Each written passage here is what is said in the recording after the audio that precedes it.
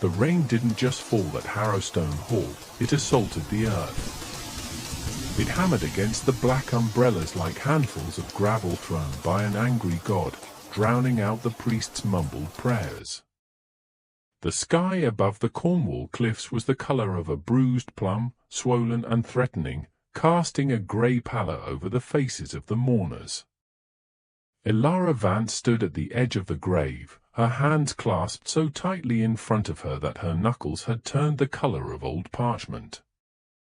She wore her uniform, our black dress, white collar, sensible shoes, hidden beneath a cheap wool coat that did nothing to stop the biting Atlantic wind. She wasn't mourning Archibald Sterling, the man being lowered into the waterlogged earth. One did not mourn a tyrant. She was mourning the loss of certainty. For 10 years, she had been the invisible architecture of this house, the ghost in the hallway, the hands that polished the silver and washed the sheets. Now, the master was dead, just 2 days after the mistress, and the wolves were circling.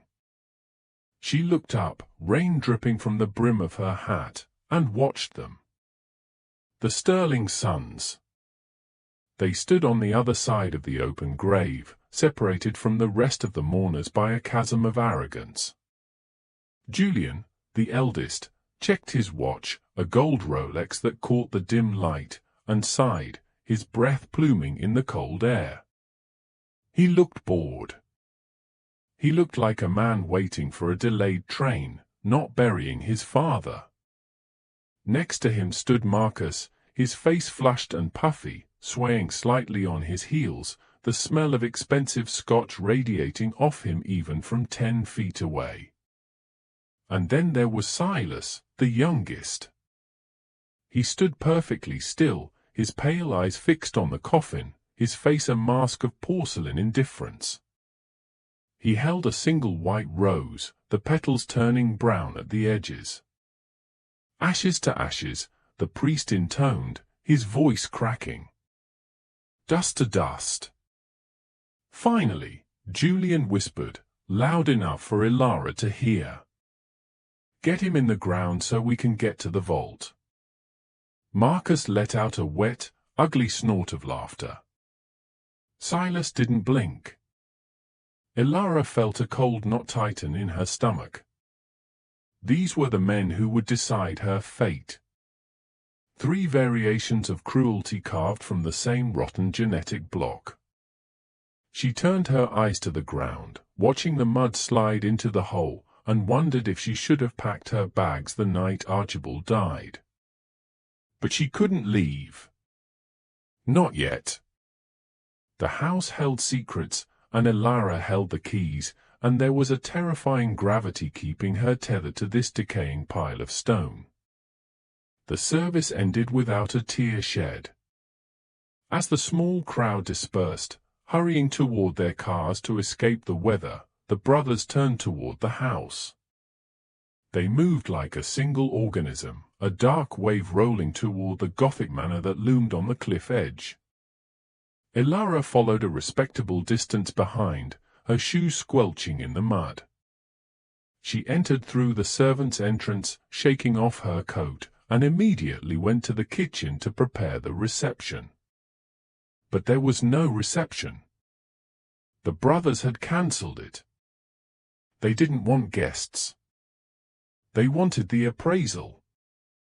By the time Elara reached the main hall with a tray of coffee, the invasion had already begun. Julian was running his hand along the back of a 17th-century velvet chaise lounge. Get this appraised, he said to nobody in particular. And the tapestry in the east wing. Mother always said it was Flemish, but if it's French, it's worth double. I want the wine cellar, Marcus grunted, pouring himself a drink from a crystal decanter that had belonged to his great-grandfather. And the cars. I'm taking the Aston Martin tonight. We aren't liquidating the cars until probate clears, you idiot, Julian snapped, his voice sharp and metallic. Don't scratch anything. Silas was standing by the window, tracing the path of a raindrop on the glass. "The light is terrible in here," he murmured. "We should tear down the heavy drapes. Let the rot breathe." Elara cleared her throat, a soft sound that barely registered over the crackle of the fireplace. "Sir? Your coffee?" Julian spun around, his eyes narrowing as if he had just noticed a stain on the carpet. "Elara." "Right. Put it down. And then get out. We're waiting for Thorn." "Mr. Thorn is already here, sir," Elara said, her voice steady despite the trembling in her legs. "He's waiting in the library." The atmosphere in the room shifted instantly. The casual greed evaporated, replaced by a predatory tension. The reading of the will. This was the moment they had been waiting for since they drew their first breaths. The moment Archibald Sterling ceased to be a father and finally became a bank account. "Well," Julian straightened his tie, a shark-like grin spreading across his face. "Show time." The library of Harrowstone Hall was a cavern of dark oak and leather, smelling of old paper and pipe tobacco. Lightning flashed outside the tall windows, illuminating the room in harsh, strobe-like bursts. Mr. Thorn, the family solicitor, sat behind the massive mahogany desk. He was a small, nervous man who looked like he would rather be anywhere else on earth. The three brothers took their seats. Elara turned to leave, reaching for the heavy brass door handle. "Miss Vance," Mr. Thorn's voice was high and reedy. "Please remain." Elara froze. She felt the eyes of the three men burn into her back. "Sir? I have duties to attend to." "The instructions are explicit," Thorn stammered, shuffling a stack of papers with shaking hands. "All beneficiaries must be present." "Beneficiaries?" Julian let out a dry laugh. "She's the maid, Thorn. Unless father left her the vacuum cleaner, she has no business here." "Sit down, Elara," Silas said softly. "It wasn't a request." Elara moved to the corner of the room, taking a stiff wooden chair, folding her hands in her lap. Her heart was hammering against her ribs like a trapped bird. Thorn cleared his throat, wiped a bead of sweat from his upper lip, and began to read. "I, Archibald Sterling, being of sound mind and body, hereby revoke all former wills and codicils." He droned on through the legalities. The brothers shifted impatiently. Marcus was tapping his foot, a rapid, agitated rhythm. Julian was checking his watch again. "To my sons," Thorn read, and the room went dead silent. "Julian, Marcus, and Silas.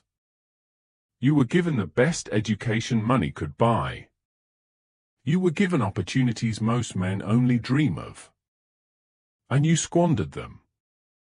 You are wolves, holding a knife to the throat of the world, waiting to take what you have not earned."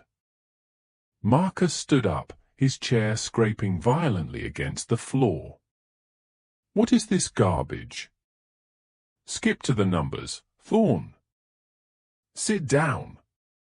Julian hissed, grabbing his brother's wrist. Thorn swallowed hard, his eyes darting to Elara. "To my sons. I leave nothing. Not one penny. Not one brick of this house." The silence that followed was absolute.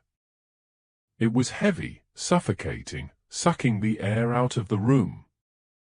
For a moment, the only sound was the rain lashing against the glass and the ticking of the grandfather clock. "That's a joke," Julian said, his voice devoid of emotion. It's a test. Keep reading. It is not a joke, Mr. Sterling, Thorne whispered. The entirety of the Sterling estate. The offshore accounts, the stock portfolio, the property holdings, and Harrowstone Hall itself. I leave to Miss Elara Vance. Elara stopped breathing.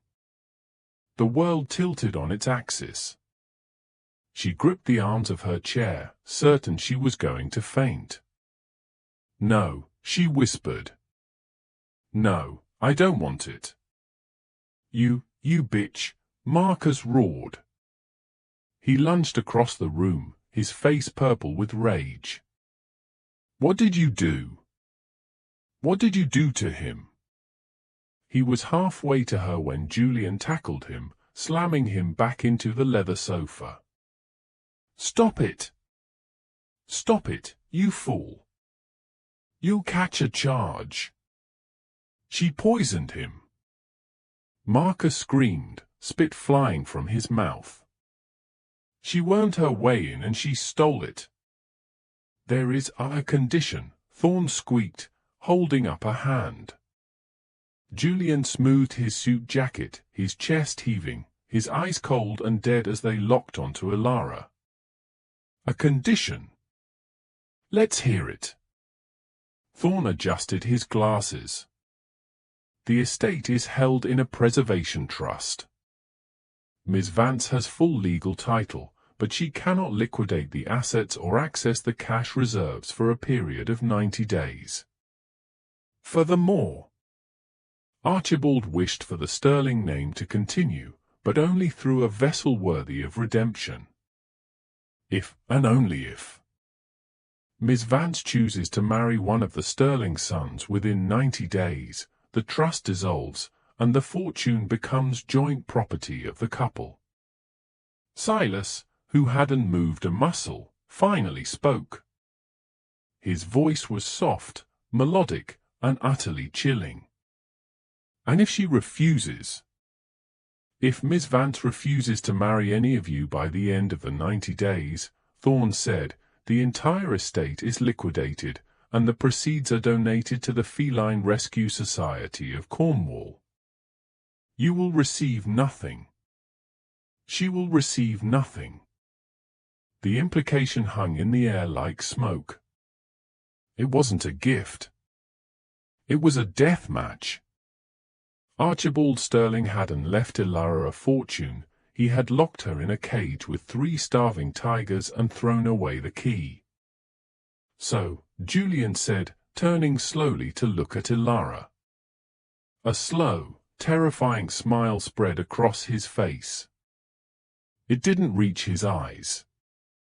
We have 90 days to court you, Elara. 90 days to win your heart. Elara looked at them. Marcus, vibrating with violence. Silas, watching her like a specimen in a jar. Julian, calculating her worth. I won't do it, Elara said, standing up. Her legs shook, but her voice was firm. I reject the inheritance. You can't, Thorne said sadly. The paperwork is already filed. You are the legal owner of Harrowstone Hall as of this morning. Unless you marry, you are trapped here. And if you leave, well, the terms state that leaving the premises for more than 24 hours forfeits the estate to the charity immediately. She was a prisoner. If you are enjoying this story so far and want to see if Elara survives the Sterling brothers, please take a moment to hit the like button and subscribe to the channel. It helps us bring you more whispered stories from the dark. The first week was a study in psychological siege warfare. The storm that had battered the funeral refused to break, trapping them all inside the mansion. The power flickered constantly, plunging the long corridors into darkness. The heating system groaned and failed in the West Wing, forcing everyone closer to the central hearths. Elara tried to maintain her routine, but the dynamic had shifted so violently it gave her vertigo. She was the lady of the house, yet she was still washing the dishes because none of the brothers knew how to operate the dishwasher. Marcus was the first to make his move. His strategy was fear. It was late, past midnight. Elara was in the kitchen, boiling water for tea. She couldn't sleep. Every shadow looked like a man, every creak of the floorboard sounded like footsteps. The kitchen door swung open. Marcus stood there, leaning against the frame, a half-empty bottle of amber liquid dangling from his hand. His shirt was unbuttoned, his eyes bloodshot. "Making tea, darling," he slurred, pushing off the doorframe and stumbling toward her. Elara backed up until her hips hit the counter. "It's late, Marcus. Go to bed." "It's my kitchen," he spat, slamming the bottle down on the butcher block table. "It's my house. My bricks. My legacy. You're just a squatter. A parasite." "Your father gave it to me," Elara said, gripping the handle of the kettle. The water was boiling, screaming to be let out. "I didn't ask for it." He was senile. Marcus roared, stepping into her personal space. She could smell the stale alcohol and the sour sweat of desperation. "Or maybe you did something else for him." Did you warm his bed, Elara? Is that how a maid becomes a queen?" He reached out, his hand heavy and rough, grabbing her chin and forcing her to look at him. His grip was painful. "You think you're better than us? You're nothing. You're dirt." "Let go of me," Elara whispered, her heart hammering against her ribs like a trapped bird. "Or what?" Marcus sneered, leaning in close, his face inches from hers. "Who are you going to call? The police? Tell them the owner of the house is harassing the help? Oh wait, you're the owner now. But you don't look like an owner. You look like prey." He squeezed harder. Elara's hand tightened on the kettle. She was ready. She would burn him if she had to. "Marcus!" The voice was sharp, cutting through the tension like a razor blade. Julian stood in the doorway, dressed in a silk robe, looking immaculate even at 2 a.m. "Let her go," Julian said calmly. "You're drunk. You're embarrassing yourself." Marcus shoved Elara back against the cabinets and spun around. "I'm embarrassing myself? She stole our birthright, Julian. And you're just watching." "I'm playing the long game," Julian said coldly. "Something your primitive brain can't comprehend. Go to bed before you ruin everything." Marcus glared at Elara one last time, a promise of violence in his eyes, before storming out. Elara let out a breath she didn't know she was holding, her knees buckling. She slid down the cabinet to the floor. Julian walked over, his movements graceful and predatory. He knelt down in front of her, not touching her, just watching. "I apologize for my brother, Elara. He's passionate. He doesn't understand nuance." "Thank you," Elara breathed, unable to stop the trembling in her hands. "You don't have to be afraid," Julian said, his voice dropping to a soothing baritone. "You realize that, don't you? You hold all the cards. But holding the cards and knowing how to play them are two different things." He reached into his pocket and pulled out a small velvet box. He placed it on the floor between them. What is that? Elara asked. A gesture, Julian said. Open it.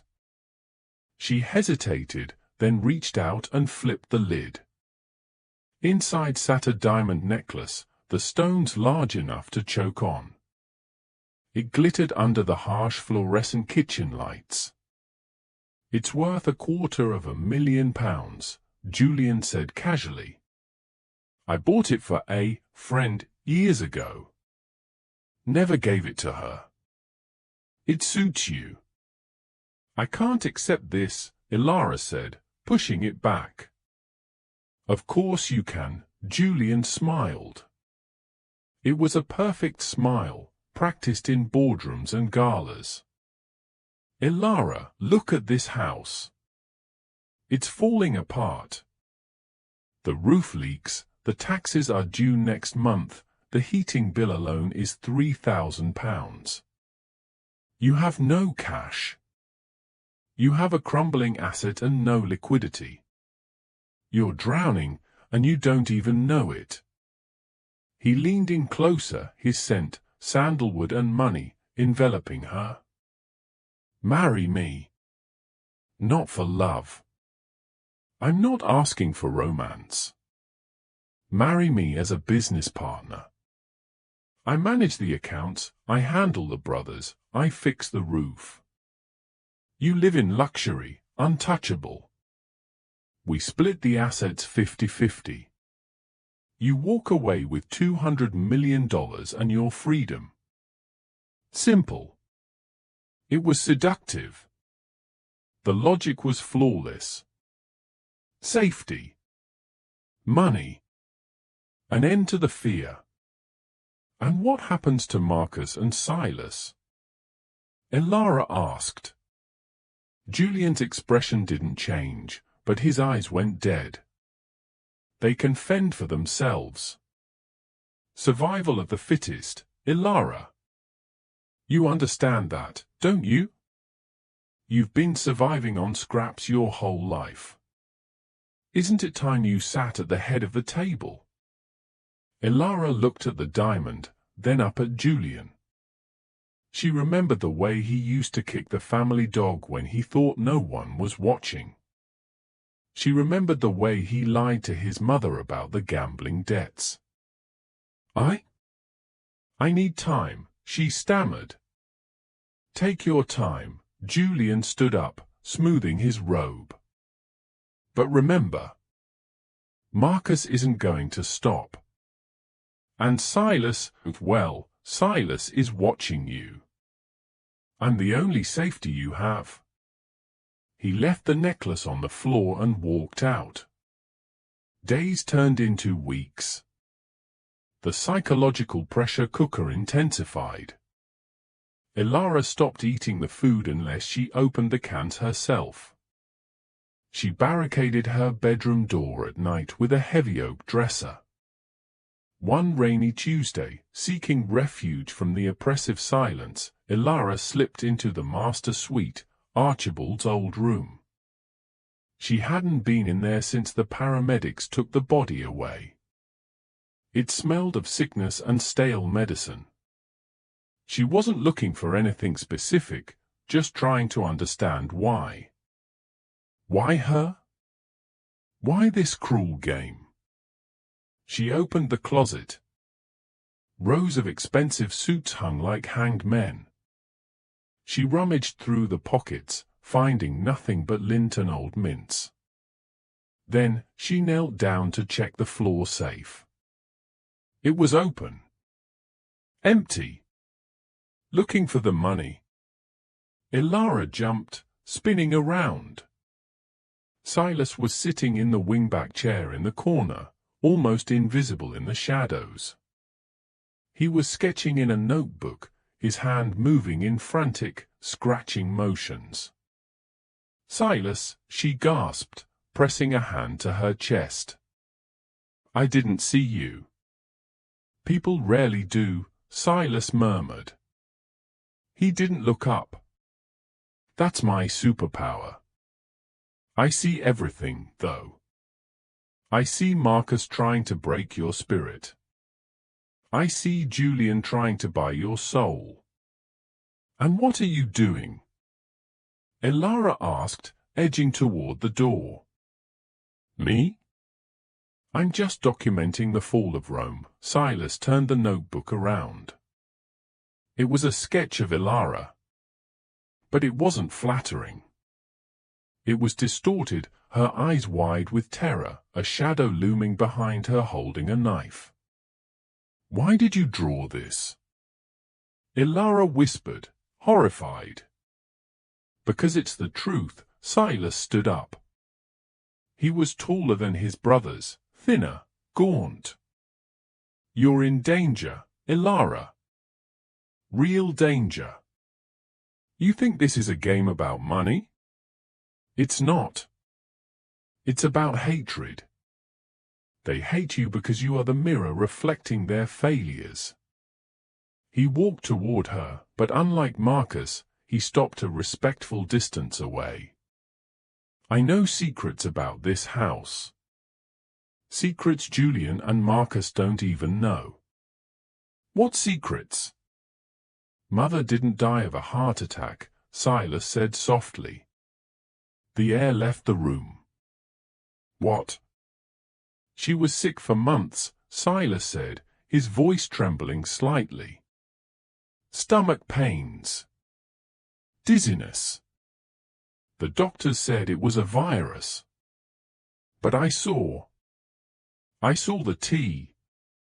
What tea? Elara demanded, stepping closer. The tea Julian brought her every night, Silas whispered. He was so dutiful. So caring. Here, mother, drink this, it will help you sleep. And slowly, she withered away. Just before she changed her will. She was going to cut him off, Elara. She found out he was embezzling from the family trust. And then, she died. Elara felt sick. Why didn't you go to the police? Who would believe me? Silas gave a sad, broken smile. The crazy artist brother? Against Julian, the pillar of the community? No. But you have the power now. You can stop him. How? Trust me, Silas reached out and gently took her hand. His fingers were cold, dry. I don't want the money, Elara. I don't care about the estate. I just want to get away from them. I want to be safe. Like you. You want me to marry you, Elara realized. I want us to save each other. Silas looked into her eyes with an intensity that made her dizzy. Marry me. We liquidate the assets immediately. I take a small portion to move to Italy and paint. You keep the rest. You banish Julian and Marcus to the streets. We exact justice for Mother. It was the first time anyone had offered her a weapon, not just a shield. I need proof, Elara said. About the tea. I have the journals, Silas whispered. Mother's diaries. I hid them in the greenhouse. Meet me there tonight, at midnight. I'll show you everything. The greenhouse was a glass skeleton protruding from the side of the mansion, filled with overgrown, dying tropical plants. The rain hammered against the glass panes, sounding like 1,000 fingers tapping for entry. Elara moved through the shadows, her flashlight beam cutting through the gloom. It was 11:55 p.m. She found the spot Silas had described, a potting bench beneath a sprawling fig tree. There was a loose stone in the floor. She pried it up with a trowel. Underneath lay a leather-bound book. Elara opened it, her hand shaking. The handwriting was shaky, weak. April 4th, Julian brought me the tea again. It tastes bitter. Like almonds. My stomach burns. April 12th, I tried to call the lawyer today. Marcus pulled the phone cord out of the wall. They are watching me. April 20th, I think I am dying. And I think my sons are smiling. Elara snapped the book shut, tears stinging her eyes. It was true. They were monsters. All of them. You found it. Elara spun around. Silas was standing in the doorway of the greenhouse. But he wasn't alone. Marcus was there. And Julian. They weren't fighting. They were standing together. Julian was smoking a cigarette, looking bored. Marcus was grinning, holding a baseball bat. I don't understand, Elara stammered, clutching the diary to her chest. Silas told me. Silas has a vivid imagination, Julian drawled, flicking ash onto a dying orchid. And he's a very good actor. Aren't you, Si? Silas smiled. It wasn't the shy, broken smile from the bedroom. It was a cold, predatory sneer. It's amazing what people will believe when they want to be saved, Elara. The diary. Elara looked down at the book. Forgery, Silas laughed lightly. I spent weeks practicing Mother's handwriting. It's quite good, isn't it? The bitter almonds detail was a nice touch. Very Agatha Christie. It was a trap, Elara whispered, the horror washing over her like ice water. The deadline is tomorrow, Elara, Julian said, taking a step forward. 90 days are up at dawn. You haven't chosen a husband. We were getting worried you might actually let the clock run out. So, we decided to accelerate the process. We're done asking, Marcus slapped the bat into his palm. Tonight, you sign the papers transferring the deed of trust to a joint holding company managed by the three of us. Or you have an accident, Julian finished calmly. A terrible fall in the greenhouse. Slippery floors, dark night. Tragic. And the will. Elara backed up, hitting the potting bench. If I die, it goes to the cat charity. Not if we have a signed document dated yesterday granting us power of attorney, Julian smiled. We have the notary stamp. We have the papers. We just need your signature. And then, well, then you can disappear. They were united. The greed had bonded them. The wolves weren't fighting each other anymore, they had cornered the deer. I won't sign, Elara said, her voice trembling but defiant. Grab her, Julian ordered. Marcus lunged. Elara threw the heavy leather diary at his face. It struck him in the nose, blinding him for a second. She scrambled sideways, knocking over a stack of clay pots. They shattered with a deafening crash. Get her! Silas shrieked, his calm facade shattering. Elara ran. She bolted toward the side door of the greenhouse that led to the cliffs. She burst out into the storm, the wind instantly ripping the breath from her lungs.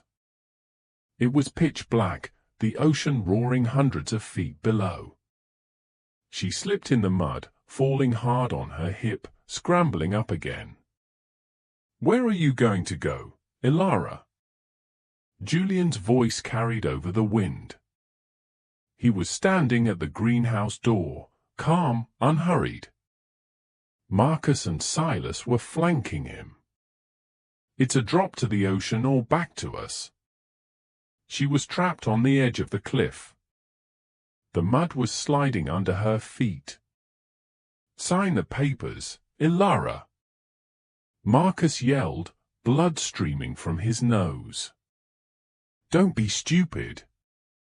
Elara looked down at the churning black water. Then back at the three men. The monsters who had tormented their parents, who had hunted her like an animal.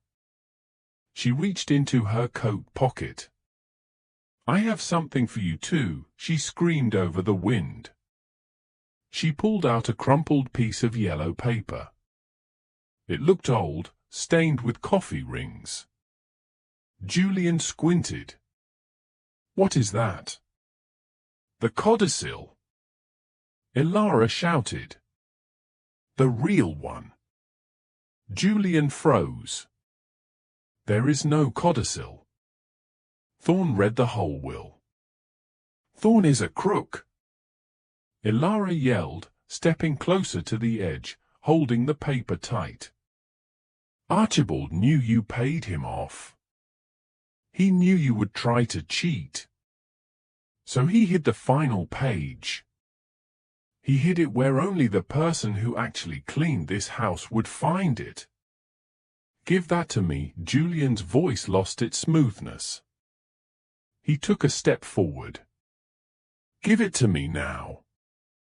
He taped it to the back of the boiler in the basement. Elara cried, tears mixing with the rain on her face. I found it 3 days ago. What does it say? Silas screamed, his voice shrill. Elara held it up, though the wind threatened to tear it from her hand.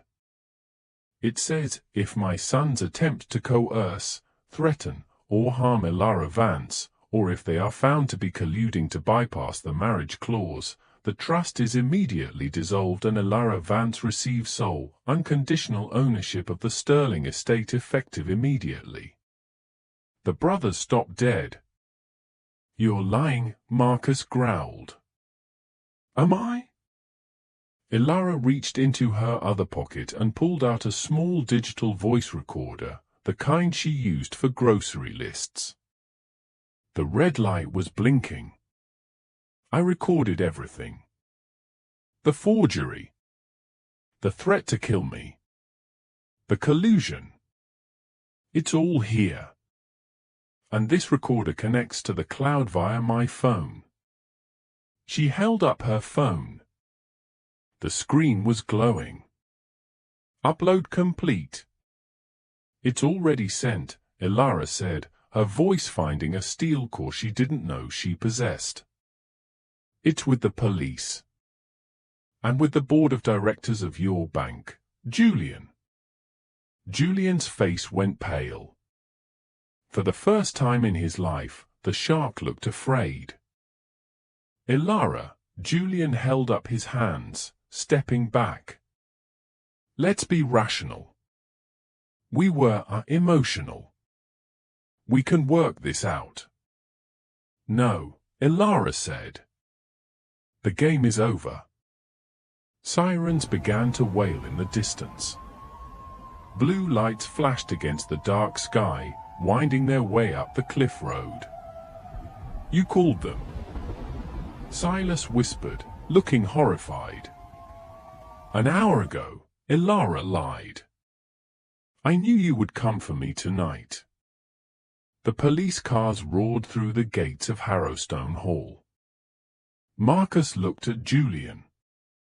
Do something. There's nothing to do, Julian whispered, staring at the phone in Elara's hand. She beat us. The dawn broke cold and clear over Harrowstone Hall. The storm had finally passed, leaving the world washed clean and grey. Elara stood on the balcony of the master suite, wrapped in a thick blanket, holding a mug of hot tea. Below, on the gravel driveway, the scene was chaotic. 2 police cruisers and a black van were parked askew. Marcus was in handcuffs, shouting obscenities at an officer who was pushing him into the back of a car. Silas sat on the steps, weeping into his hands, looking like a broken child. Julian was the last to come out. He wasn't in cuffs yet, but two detectives were speaking to him seriously. He looked up at the balcony. He saw Elara. He didn't scowl. He didn't scream. He just stared at her with a look of profound confusion. He couldn't understand how the maid, the invisible woman, the furniture, had checkmated him. Elara didn't smile. She didn't wave. She just watched. As the cars drove away, taking the sterling legacy with them to a holding cell, silence finally descended on Harrowstone Hall. Real silence. Not the tension of waiting, but the stillness of emptiness. Elara walked back into the room. She looked at the massive four-poster bed, the heavy velvet drapes, the expensive art on the walls. It was all hers. £50 million. The land. The power. She walked to the mirror and looked at her reflection. She looked older. Her eyes were harder. She had survived the wolves, but she had to become something sharp and cold to do it. She walked down the grand staircase, her footsteps echoing in the empty house. She went to the front door and locked it. Then she bolted it. She was safe. She was rich. She was the mistress of Harrowstone Hall. But as she stood in the center of the vast, cold foyer, listening to the silence, she realized the truth of Archibald's final curse. He hadn't given her a gift. He had simply passed on the isolation. The wolves were gone. But now, she was the only thing living in the haunted house. Elara sat on the bottom step of the stairs and stared at the locked door.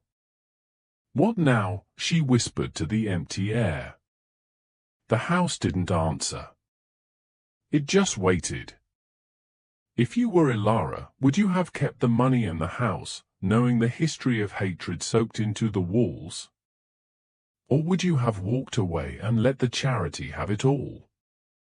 Tell us in the comments below. And if you want to hear more stories about secrets, betrayal, and the darkness hidden behind closed doors, make sure to subscribe to Whispered Stories. Until next time, listen closely.